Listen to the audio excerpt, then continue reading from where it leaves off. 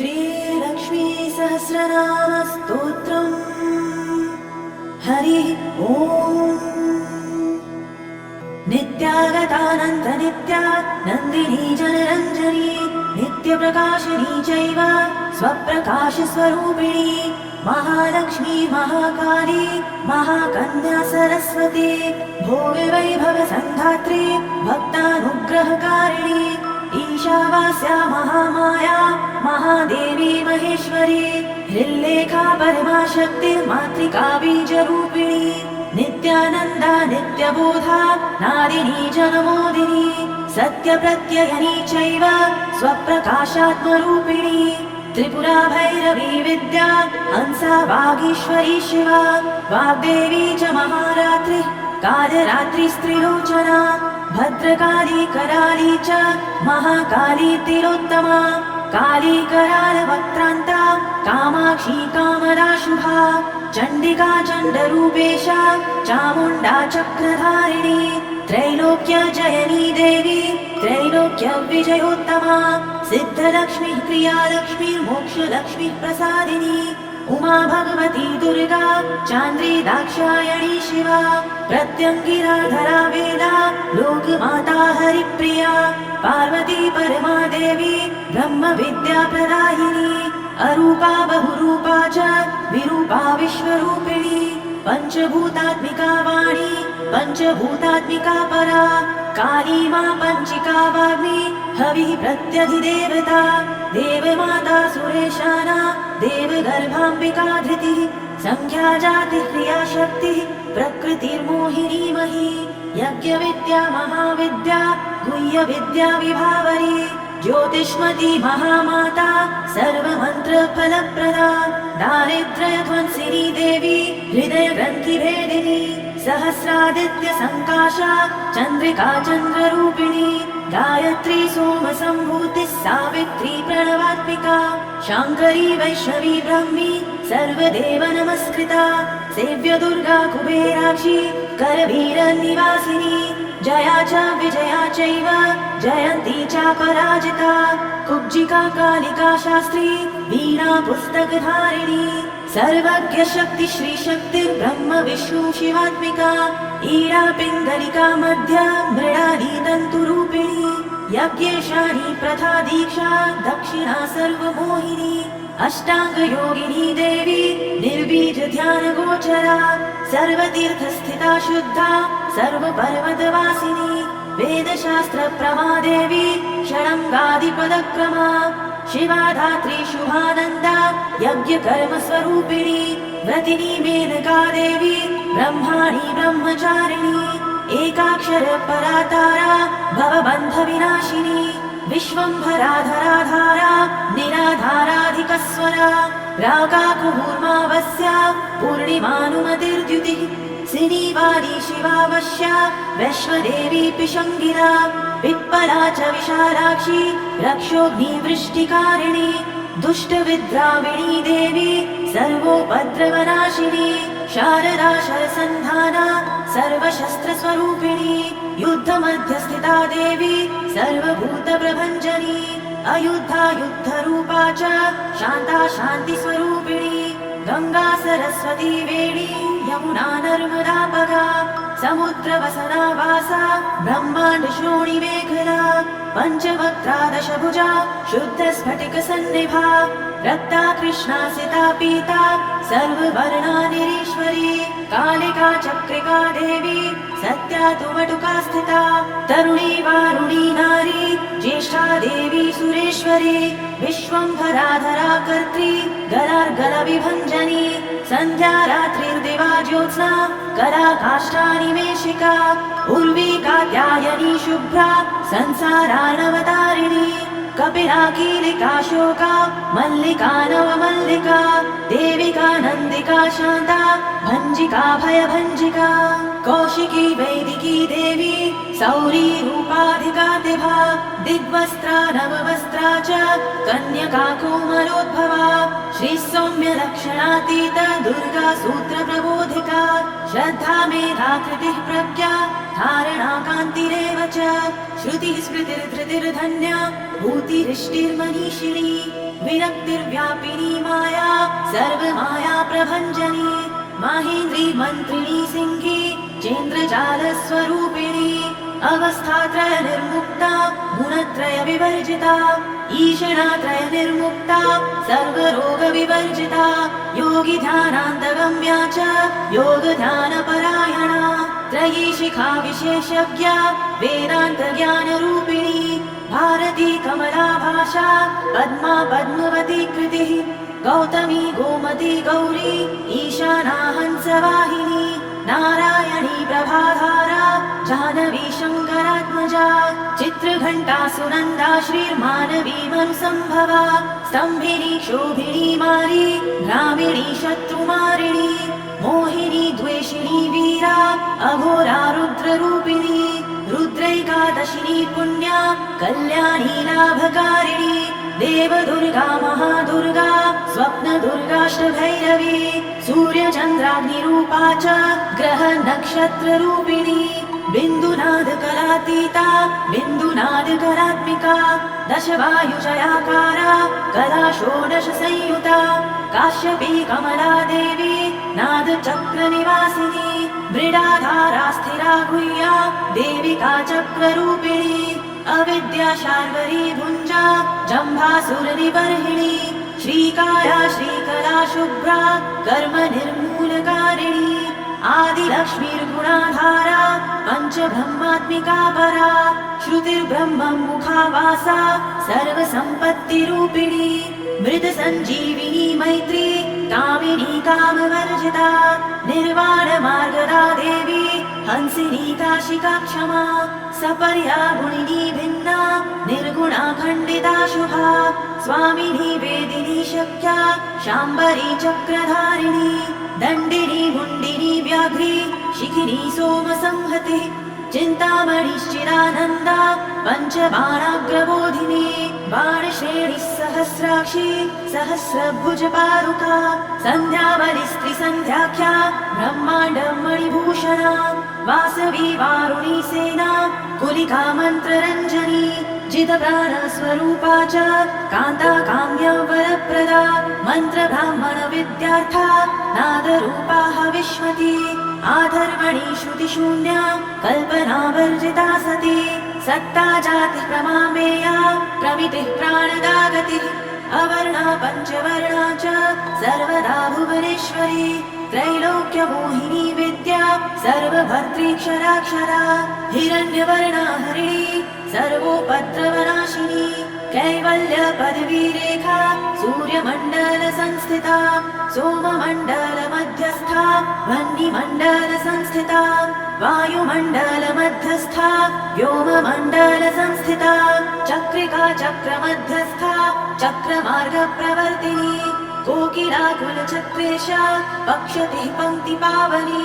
सर्वसिद्धान्तमार्गस्था षड्वर्णावरवर्जिता शररुद्रहरा हन्त्री सर्वसंहारकारिणी पुरुषा पौरुषी तुष्टिः सर्वतन्त्रप्रसूतिका अर्धनारीश्वरी देवी सर्वविद्याप्रदायिनी भार्गवी राजुषी विद्या सर्वोपनिषदा स्थिता व्योमकेशाखिलप्राणा पञ्चकोशा विलक्षणा पञ्चकोशात्मिका प्रत्यक् पञ्चब्रह्मात्मिका शिवा जगज्जराजनित्री च पञ्चकर्म प्रसूतिका वाग्देव्याभरणाकारा सर्वकाम्यस्थितस्थितिः अष्टादश चतुष्षष्ठि पीठिका विद्यया युता कालिकाकर्षणश्यामा यक्षिणी किन्नरेश्वरी केतकी मल्लिका शोका वाराही धरणी ध्रुवा नारसिंही महोग्रास्या भक्तानामार्तिनाशिनी अन्तर्बला स्थिरा लक्ष्मी जरामरणनाशिनी श्रीरञ्जिता महाकाया सोमसूर्याग्निलोचना अदितिर्देवमाता च अष्टपुत्राष्टयोगिनी अष्टप्रकृतिरष्टाष्ट बिभ्रजद्विकृताकृतिः दुर्भिक्षध्वंसिनी देवी सीता सत्या च रुक्मिणी ख्यातिजा भार्गवी देवी देवयोनिस्तपस्विनी शाकम्भरी महाशोणा गरुडोपरि संस्थिता सिंहगा व्याघ्रगा देवी वायुगा च महाद्विगा अकारा दीक्षकारान्ता सर्वविद्याधिदेवता मन्त्रव्याख्यान निपुणा ज्योतिषशास्त्रैकलोचना इडा पिङ्गलिका मध्या सुषुम्ना ग्रन्थिभेदिनी कालचक्राश्रयोपेता कालचक्रस्वरूपिणी वैशारदीमती श्रेष्ठा वरिष्ठा सर्वदीपिका वैनायकी वरारोहा श्रोणिवेला बहिर्बलिः जम्भिनी जिम्भिणी जिम्भकारिणी गणकारिका शरणी चक्रिकानन्ता सर्वव्याधिचिकित्सकी देवकी देवसङ्काशा वारिधिः करुणाकरा शर्वरी सर्वसम्पन्ना सर्वपापप्रभञ्जिनी एकमात्रा द्विमात्रा च त्रिमात्रा च तथा परा अर्धमात्रा परा सूक्ष्मा सूक्ष्माथाथ परा परा एकवीरा विशेषाख्या षष्ठी देवी मनस्विनी नैष्कर्म्या निष्कला लोका ज्ञानकर्माधिका गुणा सबन्ध्वानन्दसन्दोहा व्योमाकारा निरूपिता गद्यपद्यात्मिका वाणी सर्वालङ्कारसंयुता साधुबन्धपदन्यासा सर्वौको घटिकावलिः षट्कर्मा कर्कशाकारा सर्वकर्म विवर्जिता आदित्यवर्णा चापर्णा कामिनी वररूपिणी ब्रह्माणि ब्रह्मसन्ताना वेदवागीश्वरी शिवा पुराणन्यायमीमांसा धर्मशास्त्रागमश्रुता सद्यो वेदवती सर्वा हंसी विद्याधिदेवता विश्वेश्वरी जगद्धात्री विश्वनिर्माणकारिणी वैदिकी वेदरूपा च कालिकाकाररूपिणी नारायणी महादेवी सर्वतत्त्वप्रवर्तिनी हिरण्यवर्णरूपा च हिरण्यपदसम्भवा कैवल्यपदवी पुण्या कैवल्यज्ञानलक्षिता ब्रह्मसम्पत्तिरूपा च ब्रह्मसम्पत्तिकारिणी वारुणी वारुणाराध्या सर्वकर्मप्रवर्तिनी एकाक्षरपरायुक्ता सर्वदारिद्र्यभञ्जिनी पाशाङ्कुशान्विता दिव्या वीणा व्याख्याक्षसूत्रभृत् एकमूर्तिस्त्रयी मूर्तिर्मधुकैटभभञ्जिनी साङ्ख्या साङ्ख्यवती ज्वाला ज्वलन्ती कामरूपिणी जाग्रन्ती सर्वसम्पत्तिः सुषुप्तान्विष्टदायिनी कपालिनी महादंष्ट्रा भ्रुकुटी कुटिलानना सर्ववासा सुवासा च बृहत्यष्टिश्च शक्वरी छन्दो गणप्रतिष्ठा च कल्माशी करुणात्मिका चक्षुष्मती महाघोषा खड्गचर्मधरा शनिः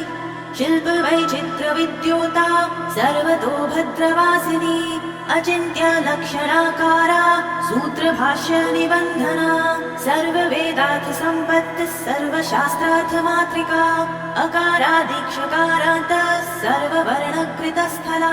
सर्वलक्ष्मीः सदानन्दा सारविद्या सदाशिवा सर्वज्ञा सर्वशक्तिश्च खेचरी रूपगोच्छ्रिता अणिमादिगुणोपेता पराकाष्ठा परागतिः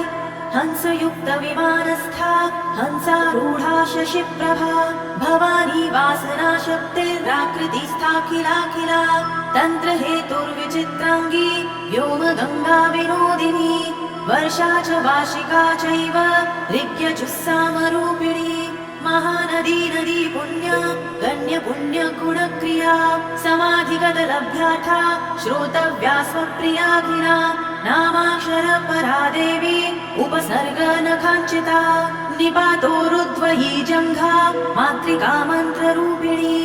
आसीना च शयाना च तिष्ठन्ती धावनाधिका लक्ष्यलक्षणयोगाढ्या ताद्रूप्य गणनाकृतिः सैकरूपा सिन्धुरूपा तदाकृतिः समासदद्धिताकारा विभक्तिवचनात्मिका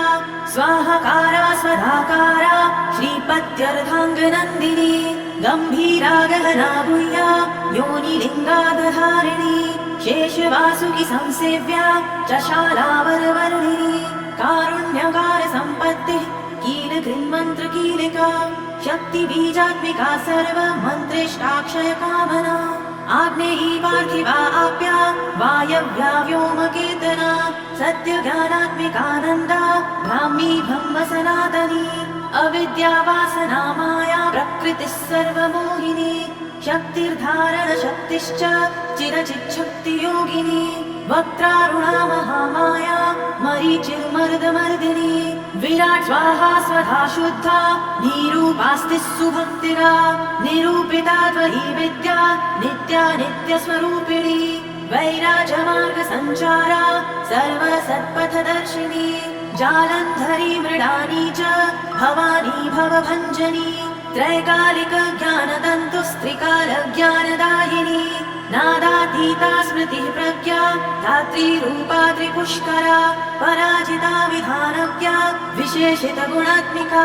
हिरण्यकेशिनी हेमा ब्रह्मसूत्र विचक्षणा असंख्येय परार्थान्त स्वर व्यञ्जन वैखरी मधुजिह्वा मधुमती मधुमासोदया मधु माधवी च महाभागा मेघगम्भीर निस्वना ब्रह्म विष्णु महेशादि ज्ञात व्याथ विशेषगा नाभौ भन्निशिखाकारा ललाटे चन्द्र सन्निभा भ्रूमध्ये भास्कराकारा सर्वताराकृतिर्हृदि कृत्तिकादिभरण्यन्त नक्षत्रेष्ट्यार्चितोदया ग्रह विद्यात्मिका ज्योतिर्ज्योतिर्विन्मति जीविका ब्रह्माण्ड गर्भिणी बाला सप्तावरण देवता वैराजोत्तम साम्राज्या कुमार कुशलोदया बगला भ्रमराम्बा च शिवदूती शिवात्मिका मेरु विन्ध्यादि संस्थाना काश्मीर पुरवासिनी योग निद्रा महानिद्रा विनिद्रा राक्षसाश्रिता सुवर्णदा महागंगा पंचाख्या पंच संहृतिः सुप्रजाता सुवीरा च सुपोषा सुपतिः शिवा सुगृहा रक्तबीजान्ता हतकन्दर्प जीविका समुद्र व्योम मध्यस्था समबिन्दुः समाश्रया सौभाग्यरस जीवातुस्सारा सार विवेकदृक् त्रिवल्यादिषु पुष्टांगा भारती भरताश्रिता नाद ब्रह्ममयी विद्या ज्ञान ब्रह्ममयी परा ब्रह्मनाडी निरुक्तिश्च ब्रह्म कैवल्य साधनम् कालिकेयमभूदार वीर्य विक्रम रूपिणी वडवाग्निशिखा वक्त्रा महाकवल दर्पणा महाभूता महादर्पा महासारा महाक्रतुः पंचभूत महाव्रासा पंचभूताधिदेवता सर्वप्रमाणा सम्पत्तिः सर्वरोग प्रतिक्रिया ब्रह्माण्डान्तर्बहिर्व्याप्ता विष्णुवक्षो विभूषणी शाङ्करी विधिवक्त्रस्था प्रवरावर हेतुके हेममाला शिखामाला त्रिशिखा पञ्चमोचना सर्वागम सदाचार मर्यादाया तु भञ्जनी पुण्यश्लोक प्रबन्धाढ्या सर्वान्तर्यामि रूपिणी सामगान समाराध्या श्रोत्रकर्ण रसायनम् जीवलोकैक जीवातुर्भद्रोदार विलोकना तटित्कोटिल सत्कान्तिस्तरुणी हरिसुन्दरी मीननेत्रा च सेन्द्राक्षी विशालाक्षी सुमङ्गला सर्वमङ्गल सम्पन्ना साक्षात् मङ्गल देवता देहहृद्दीपिका दीप्तिर्जिह्व पाप प्रणाशिनी अर्धचन्द्रोल्लसत्तंष्ट्रा यज्ञवाटी विलासिनी महादुर्गा महोत्साहा महादेव बलोदया डाकिनीड्या शाकिनीड्या साकिनीड्या समस्तजुट् निरङ्कुशा नाकिवन्द्या शराधाराधिदेवता भुवन ज्ञानिनी श्रेणी भुवनाकार वल्लरी शाश्वती शाश्वताकारा लोकानुग्रहकारिणी सारसी मानसी हंसी हंसलोकप्रदायिनी चिन्मुद्रालङ्कृतकरा कोटिसूर्यसमप्रभा सुखप्राणिशिरोरेखा सददृष्टपरायिनी सर्वसाङ्कर्यदोषग्नि ग्रहोपद्रवनाशिनी क्षुद्रजन्तुभयग्नि च विषरोगादिभञ्जनी सदा शान्ता सदा शुद्धा गृहच्छिद्रनिवारिणी कलिदोषप्रशमनी कोलाहलपुरस्थिता गौरी दाक्षिणकी मुख्या जघान्याकृतिवर्जिता माया विद्या मूलभूता वासवी विष्णुचेतना वादिनी वसुरूपा च वसुरत्नपरिच्छरा छान्दसी चन्द्रहृदया मन्त्रस्वच्छन्द भैरवी वनमाला वैजयन्ती पञ्चदिव्यायुधात्मिका पीताम्बरमयी चञ्चत् कौस्तुभाहरिकामिनी नित्या तथ्या रमा रामा रमणी मृत्युभञ्जनी ज्येष्ठा काष्ठा धनिष्ठान्ता शराङ्गी निर्गुणप्रिया मैत्रेया मित्रविन्दा च शेष्यशेषकलाशया वाराणसी वासरता छायावर्तजनस्तुता जगदुत्पत्ति संस्थान संहारत्रयकारणम् त्वमम्ब विष्णु सर्वस्वं नमस्तेऽस्तु महेश्वरि नमस्ते सर्वलोकानां जनन्यै पुण्यमूर्तये सिद्धलक्ष्मी महाकारि महालक्ष्मी नमोऽस्तुते सद्योजातादि पञ्चाग्नि रूपा पञ्चकपञ्चकम् यन्त्रलक्ष्मीर्भवत्यादिराद्याद्येते नमो नमः सृष्ट्यादिकारणाकारा वितते दोषवर्जिते जगल्लक्ष्मीर्जगन्मातर्विष्णुपत्नी नमोऽस्तुते नवकोटिमहाशक्तिः समुपास्य पदाम्बुजे कनत्सौवर्णरत्नाढ्ये सर्वाभरणभूषिते अनन्तानित्यमहिषी प्रपञ्चेश्वरनायकि अत्युच्छ्रितपदान्तस्थे परमव्योमनायकि नागपृष्ठगताराध्ये विष्णुलोकविलासिनि वैकुण्ठराजमहिषि श्रीरङ्गनगराश्रिते रङ्गनायकि भूपुत्री कृष्णे वरदवल्लभे कोटिब्रह्मादि संसेव्ये कोटिरुद्रादिकीर्तिते मातुलुङ्गमयं खेटं सौवर्णचषकं तथा पद्मद्वयं पूर्णकुम्भं कीरं च वरदाभये पाशमङ्कुशकं शङ्खं चक्रं शूलं कृपाणिकां धनुर्बाणौ चाक्षमालां चिन्मुद्रामपि बिभ्रति अष्टादशभुजे लक्ष्मीर्महाष्टादशपीठगे भूमिनीलादि संसेव्ये स्वामि चित्तानुवर्तिनि पद्मे पद्मालये पद्मि पूर्णकुम्भाभिषेचिते इन्दिरेन्दिराभाक्षि क्षीरसागरकन्यके भार्गवी त्वं स्वतन्त्रेच्छा वशीकृत जगत्पतिः मङ्गलं मङ्गलानां त्वं देवतानां च देवता त्वमुत्तमोत्तमानां च त्वं श्रेयः परमामृतम् धनधान्याभिवृद्धिश्च सार्वभौमसुखोच्छ्रया आन्दोलिकादि सौभाग्यं मत्ते भाति महोदयः पुत्रपौत्राभिवृद्धिश्च विद्याभोगबलादिकम् आयुरारोग्यसम्पत्ति रष्टैश्वर्यं त्वमेव हि परमेव विभूतिश्च सूक्ष्मा सूक्ष्मतरागतिः सदयापाङ्गसन्दत्त ब्रह्मेन्द्रादिपदस्थितिः अव्याहत महाभाग्यं त्वमेवाक्षोभ्यविक्रमः समन्वयश्च वेदानामविरोधस्त्वमेव हि निःश्रेयसपदप्राप्ति साधनं फलमेव च श्रीमन्त्रराजराज्ञी च श्रीविद्याक्षेमकारिणी श्रीबीजजपसन्तुष्टा ऐं ह्रीं श्रीं बीजपालिका प्रपत्तिमार्गसुलभा विष्णुप्रथमकिङ्करी क्लीङ्कारार्थ सवित्री च सौमङ्गल्याधिदेवता श्रीषोडशाक्षरी विद्या श्रीयन्त्रपुरवासिनी सर्वं मङ्गलमाङ्गल्ये शिवे सर्वार्थसाधिके शरण्ये त्र्यम्बके देवी नारायणी नमोऽस्तुते इति श्रीस्कन्दपुराणे सनत्कुमारसंहितायां लक्ष्मीसहस्रनामस्तोत्रम् सम्पूर्णम्।